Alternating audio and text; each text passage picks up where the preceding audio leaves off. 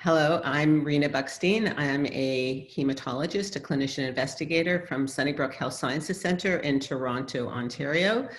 And I'm going to speak to you today about how we tailor our therapies to improve outcomes in myelodysplastic syndrome.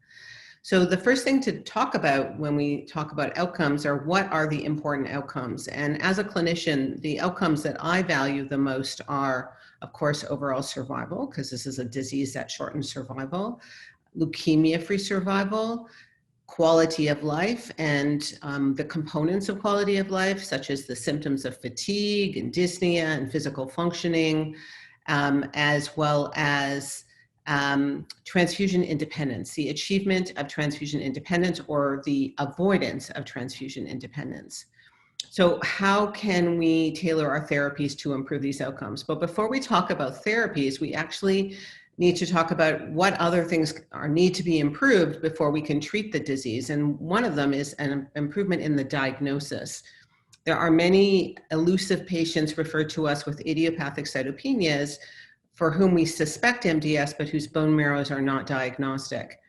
And it's emerging more and more that many of these patients with ICUS actually harbor somatic mutations seen in MDS. So they're now therefore called CCUS. And 20% of these ICUS patients harbor these highly specific pattern of mutations seen in MDS. And we're recognizing that 2/3 of patients with MDS and 1/3 of patients with CCUS have mutations that are would allow for some form of personalized therapy. So it's very important that we routinely do next generation sequencing in our patients, identify these mutations. It helps clarify diagnosis and prognosis, and may permit some personalization of therapy. With regards to refining prognosis, that was a good segue into prognosis.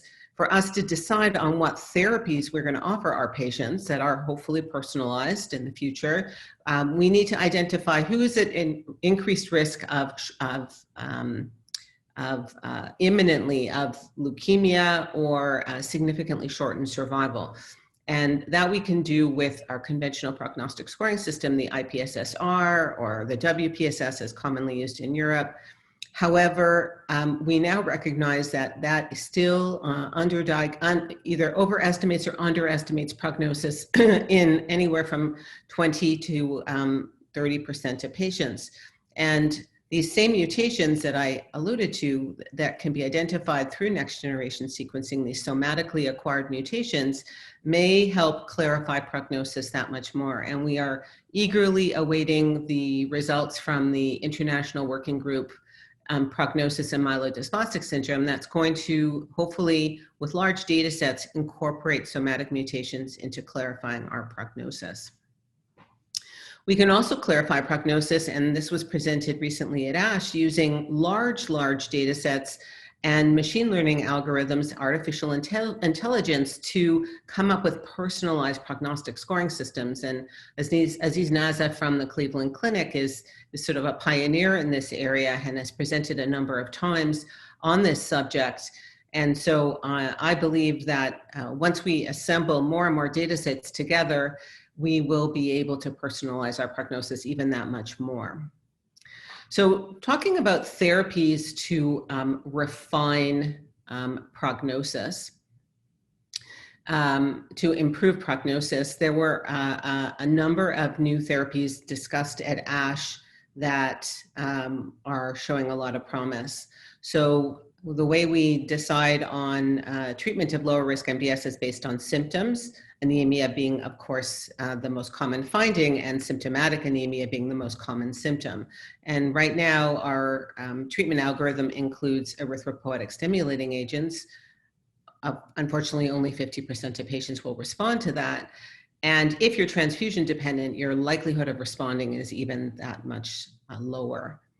We now have, fortunately, the availability of luspatercept for patients with MDS and ring sideroblasts. So we're here another example where we can personalize our therapy.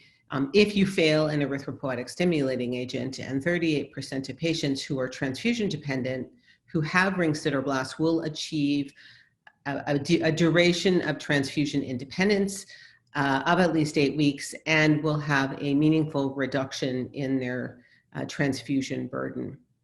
We will have to await the results of the COMMAND study that is evaluating or comparing luspatercept versus erythropoietin as first-line therapy in MDS patients that are transfusion dependent. But we learned of a number of other promising agents that will hopefully allow us to improve anemia and reverse transfusion dependence in MDS patients. And these include drugs like imetelstat, which is a telomerase inhibitor, which looks particularly promising in the highest transfusion burden MDS patients, whereas luspatercept works a little bit better in patients with lesser transfusion burden. And another agent called roxadustat, which targets the HIF-1 alpha pathway and simulates hypoxia to increase erythropoietin and erythropoiesis. So we are seeing a lot of promise in the management of lower risk MDS patients with these two agents. Importantly, also at ASH, presented by the French group, was a study in which patients with del(5q) MDS who were transfusion independent were treated in a randomized control fashion between lenalidomide or placebo. And lenalidomide delayed time to transfusion dependence in the experimental arm. So speaking to my goal and objective to improve outcomes in MDS, which is to avoid transfusion dependence, this is certainly an effective therapy. It's been our practice in Canada to prescribe it not just for transfusion dependent patients, but anemic patients, pre-transfusion dependence. But in many parts of the world, I think it's only approved once you're transfusion dependent. So that was an important abstract that was presented. How do we refine our therapies in higher risk MDS patients where the primary objective is improvement in overall survival and leukemia-free survival, although the improvement in quality of life and transfusion independence are also important endpoints, but typically not the primary endpoints. And at American Society of Hematology meeting this year, we saw a significant flurry of clinical trials marrying novel agents with the hypomethylating agent backbone azacitidine. And as we all know, azacitidine is an effective agent. It has been shown in randomized trials to improve survival, but only for survivals of about 1.5 years.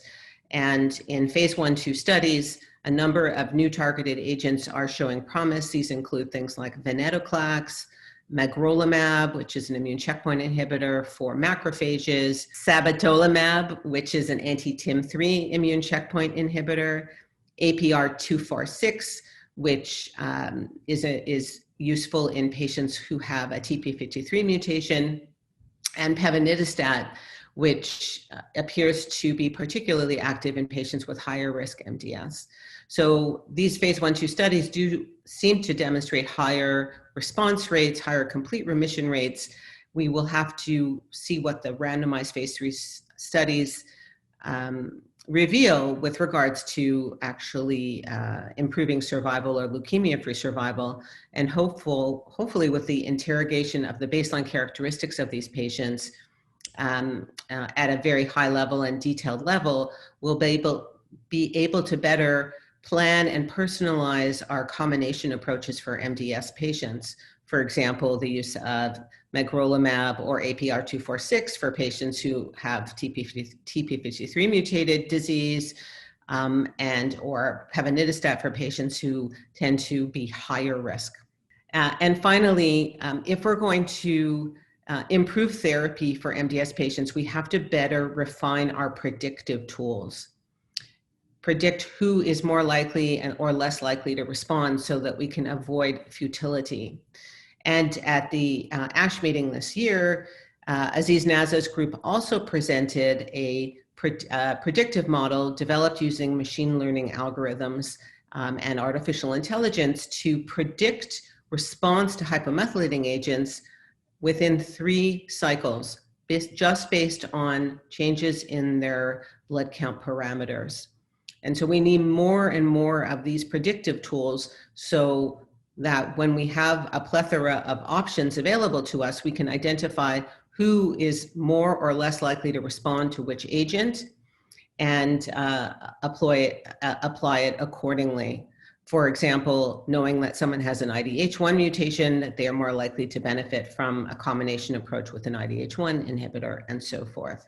In my opinion, the future is very bright for MDS patients. I think in the next 5 years, we will have the emergence of new therapies, as we do now in AML, for treating our MDS patients, and that we'll be able to better personalize our treatments, better prognosticate our patients to identify those who should be candidates for more aggressive therapies or less aggressive therapies, and better predict who should be treated with what. And I thank you very much for your attention.